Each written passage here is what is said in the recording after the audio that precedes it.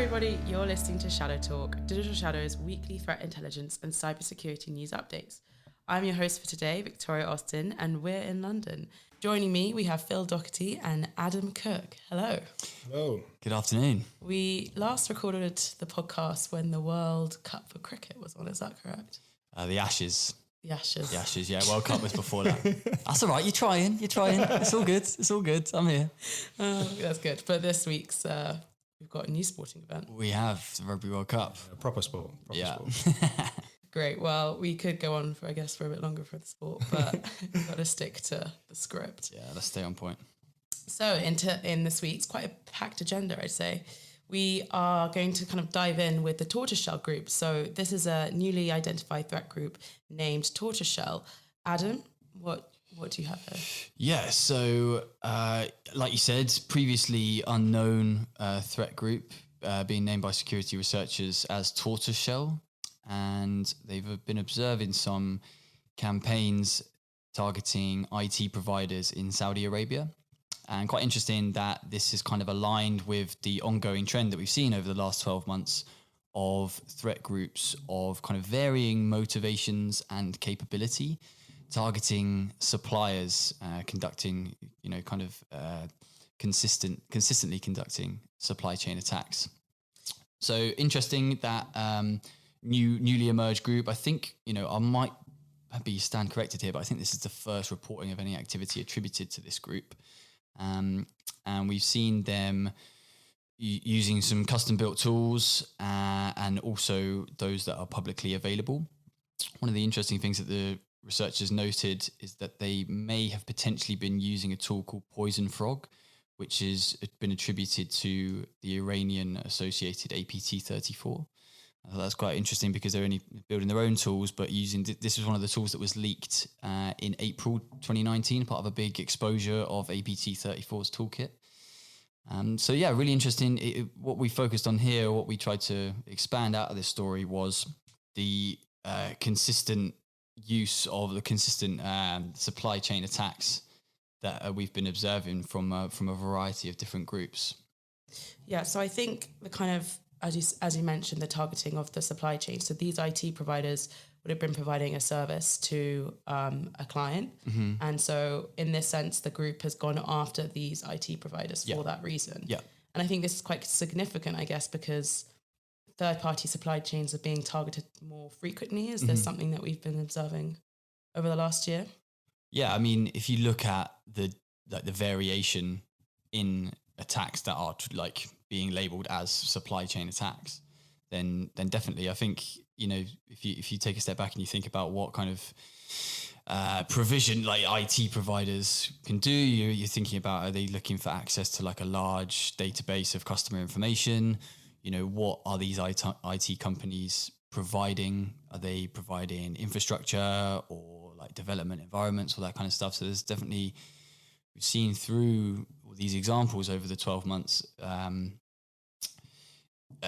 different motivation behind going for suppliers. So, are they looking to compromise an ultimate target, or are they just looking to get access to a wider range of, end victims?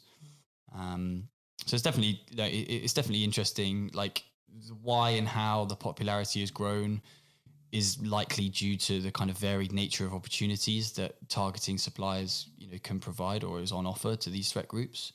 I guess because some people tend to forget that the supply chain, it might be the weakest link when it comes to an organization. So the actors, for example, might be capitalizing on these services because the suppliers may be seen as a cheap outsourcing capability. So it's like, okay, we don't have the speciality in-house to do this. We'll hand this over to a third-party supplier.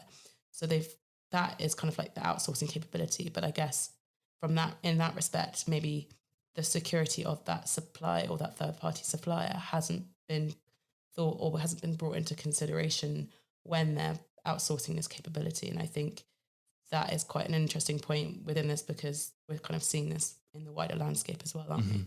Yeah, absolutely. And I think, one of the things that you have to think about there as well is that it's not just about your own security anymore.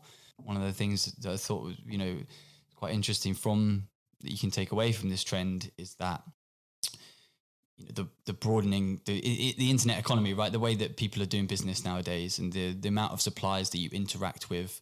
And it's not just traditional like manufacturing or logistics suppliers anymore. I don't think you can really limit supply chain attacks to that, just in that single bracket anymore, because these supply chain attacks are being directed at kind of any company in any sector.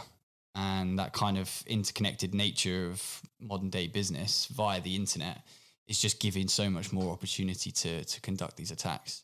So yeah, I definitely think it's pertinent in that nowadays it's not just about how secure you are as an organization. You have to be looking out to be in touch and maintaining those relationships with your suppliers. I thought there's an interesting story about the MageCart threat umbrella, who were reportedly targeting the Forbes magazine subscription page, and they were doing that via one of Forbes third-party like advertising partners. So it's not just that traditional like I said, manufacturing or logistics companies anymore. Like there's so much more opportunity to conduct these attacks because of the way that companies are interacting with each other and outsourcing stuff over the internet. Yeah, and I think so. I guess if we look at who has been performing supply chain attacks, has it typically kind of been nation state actors who are doing this, or is that kind of evolving now? I think, it was previously thought that going after suppliers was limited to nation state groups, highly organized state sponsored threat actors, simply because of the resources and the tools required to do so. But certainly, some of the more recent attacks that we've seen, and now with Tortoiseshell emerging as well as a completely new group who have no apparent agenda or no like clear links. It's not, this is at the time of us having this conversation, I don't know if it will emerge that they are linked to someone in the future, but you've got more financially motivated. If you think about what MageCart coming out, I think there's also been some quite significant attacks towards like kind of cryptocurrency firms, like applications that they outsource for like access to user wallets, cryptocurrency wallets. And I think there's definitely more financially motivated threat actors targeting the supply chain as well. So like I said, I don't think you can limit it to any one set of TTPs, any one kind of group. There's definitely a broadening of the landscape in that sense. And I guess that must make it harder for, say, security professionals to kind of mitigate against these attacks as well.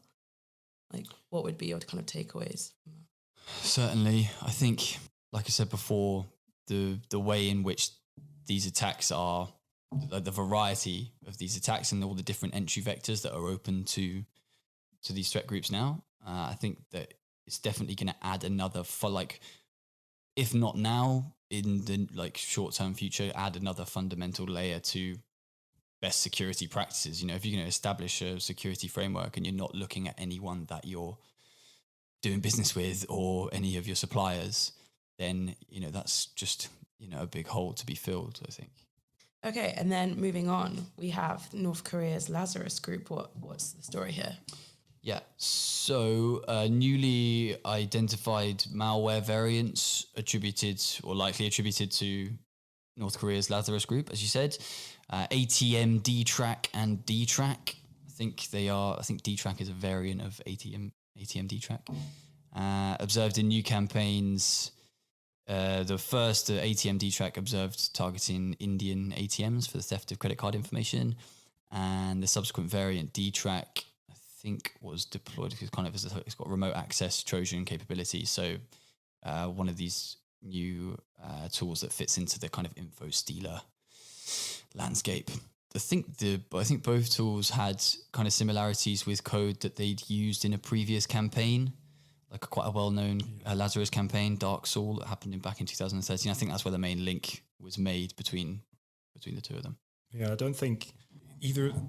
If a nation-state actor or nation-state associated actors using these tools or developing new tools, we can say that it is somewhat sophisticated, but it doesn't look anything too out of the ordinary for a financially motivated state actor like Lazarus Group. I mean, I'm just looking at some of the capabilities of it here now is standard key logging, retrieving sort of browser history, host IP address information gathering. So it's interesting that they're bringing out new tools, but it's nothing out of the ordinary, and it's not uncommon for these. Previous reporting. They're always coming up with new custom tools here and there. So yeah, Phil, I guess kind of like mitigation strategies for these kind of attacks. What are your recommendations? Yeah, so for these two tools, some sort of internal network access or control over the network is typically needed. There are other ways to drop these sorts of malware as well, but in these reports, it seems to be accessed by a weak network, security policies, weak passwords, sort of your standard loopholes that a threat actor can use. So it's important to keep auditing your systems and keep updated with all these password policies and use a good old sophisticated antivirus, I think is the main one, isn't it? Yeah, I mean, they work. So yeah, don't rely on the default computer one. Yeah. Get a good one involved. Well, great. Thanks for sharing that one. And then Emotet lives again. Emotet's back. Yeah. 4 months, I think, since we've last seen it, or what the reporting suggested. Not sure there was anything particularly new in terms of delivery or kind of like motivation behind deploying Emotet. But exactly who were they targeting exactly? From what the reporting told us, I think it was German and Polish speaking users through traditional kind of spam emails to kind of compromise a machine, add it to the botnet, and then go from there. So I think, I guess one notable thing was that kind of broadening of attack geography, but such a widely used tool, well established, popular. It's always going to be a problem, right? Yeah, Emotet's always going to be around. You're going to see new updates, new variants of it. The thing I actually quite like about this attack is the phishing lures that they used. Oh, really? Yeah, so they... these are good. Oh, it's such irony. So they used Snowden's memoirs as an attachment for the phishing lure. So it's like, we're going to tell you about someone who stole some information while stealing your information. Oh, I see. That's great. They could claim to contain a copy of his new book. Oh, that's great. Wow. But yeah, it's still your standard phishing. It was just the topic itself. Yeah, try and lure them in. Yeah, exactly. So I guess in that sense, the phishing email definitely works then. Yeah. Well, they've got follow-up payloads as well. It's like the TrickBot and Ryuk in there, the ransomware. So Emotet at this stage seems to be a bit of a catch-all malware. So it has its own capabilities, but it's often used as a second stage dropper for some of the more targeted or more, I don't want to say sophisticated tools, but the likes of a custom-built ransomware itself. It's almost part of a kill chain rather than the final executable at this stage, which is something to keep in mind out looking forward. But yeah, like we said, Emotet's always going to be around by the looks of things. Yeah, and I guess if it's always going to be around, it's quite a costly operation for people. Yeah. It's interesting that it's back. It shows that it's still popular. And like Phil says, these kind of tools, they get updated so regularly. And that's kind of part of the operators, something that they take into consideration, because if they're not updating them and they're not keeping them versatile and able to continue to compromise people, then they're just going to kind of fall by the wayside and they're going to become a malware artifact as opposed to something that they can be sold or is advertised. You see the growing malware as a service market. The main reason behind updating all these tools is so that people can sell them or advertise them for sale. There's such market competition with these malware. Great. Okay. So in other news, Digital Shadows researchers saw a user on exploit forum. This is a high-profile Russian language cybercriminal forum. This user initiated a threat related to the healthcare sector. So interestingly, because this actor actually posted in English rather than Russian, despite the site being a Russian language forum. And that threat actor was trying to sell a network access, or allegedly was trying to sell a network access to a multinational healthcare company server. They didn't name the victim, but it's quite common on such a profile like that. And I think potentially out of frustration, the threat actor then did something quite unusual. So they initiated the first thread saying that they had this access, but then following on from that, they then initiated a second thread.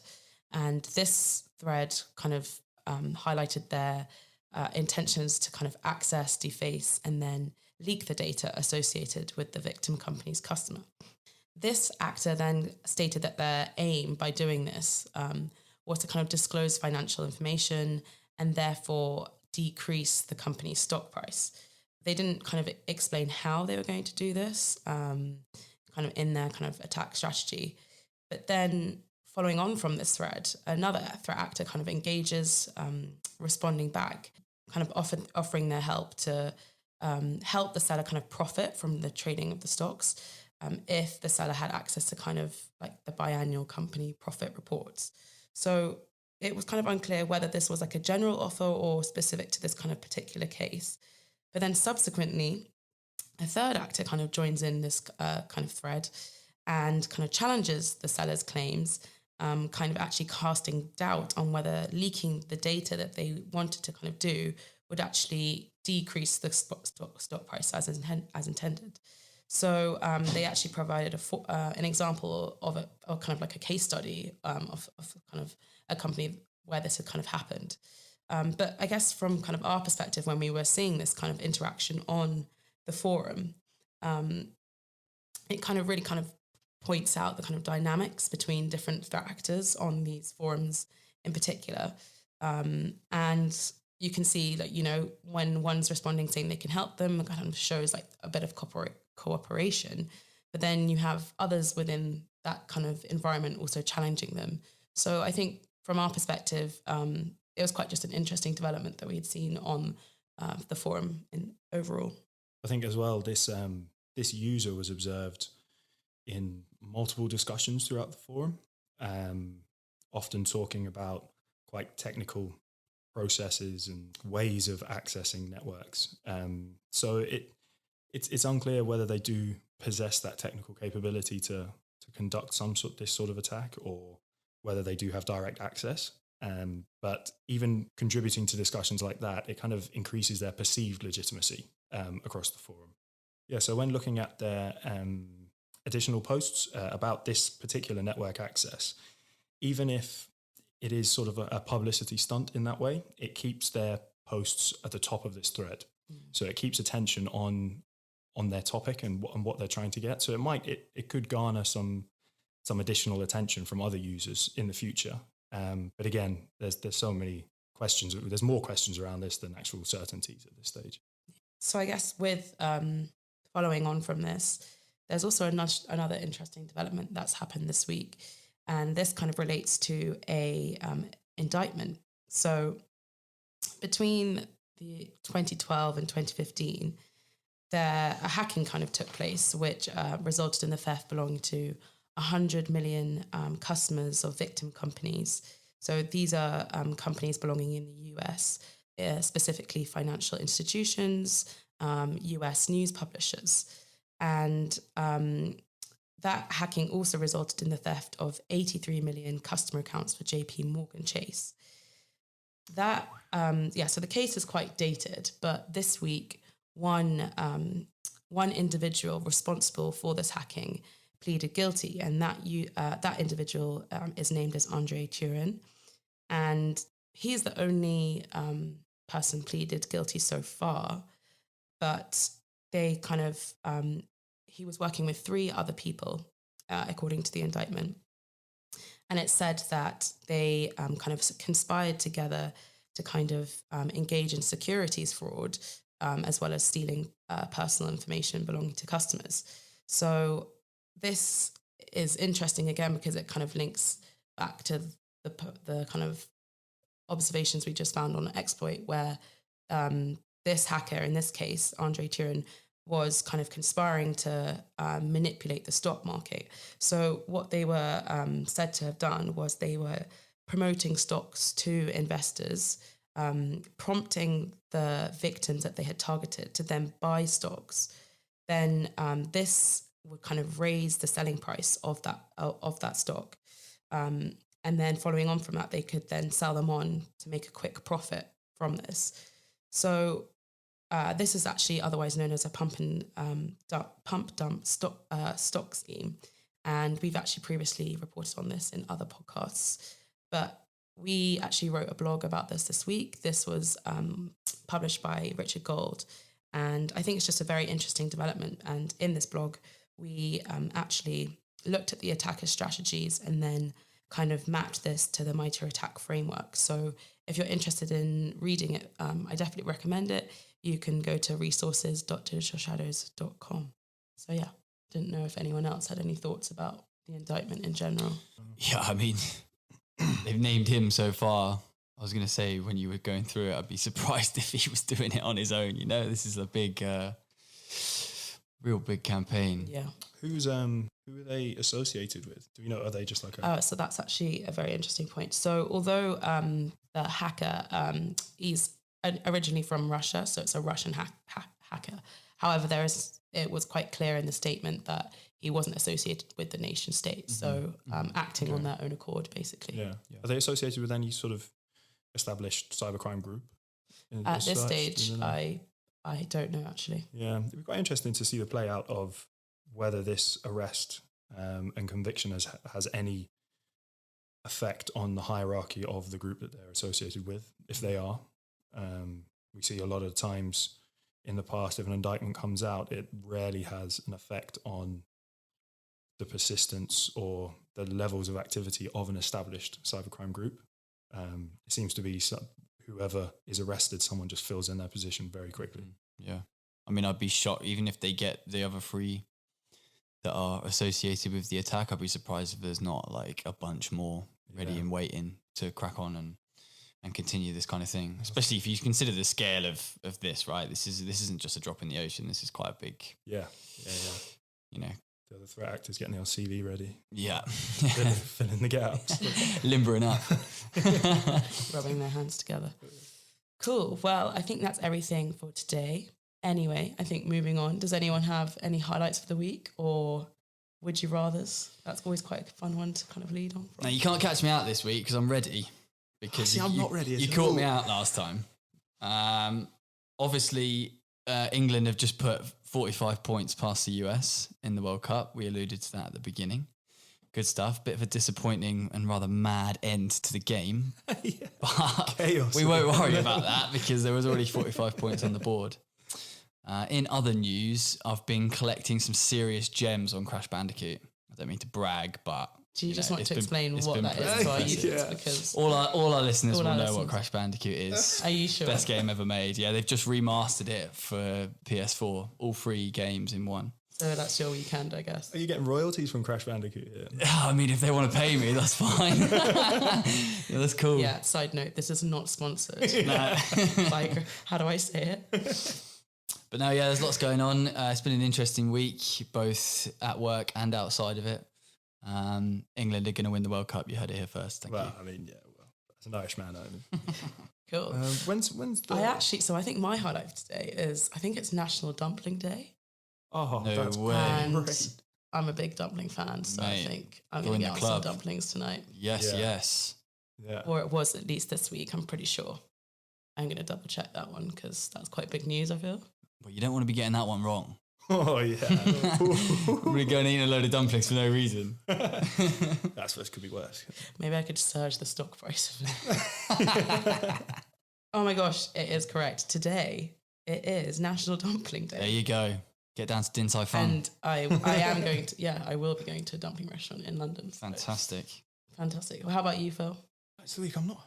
I don't know, you know. No highlights for this week. I'm just surviving this week, I think. Cool, we'll just say the World Cup then. Yeah, well, I mean, the Rugby World Cup is just great. Yeah, can't deny That's it. just the best sport going. Okay, cool. Well, thank you everyone for listening today. I hope you've enjoyed the little nuggets of information we provided you with. As always, you can always find out more information by visiting resources.digitalishadows.com. Thank you.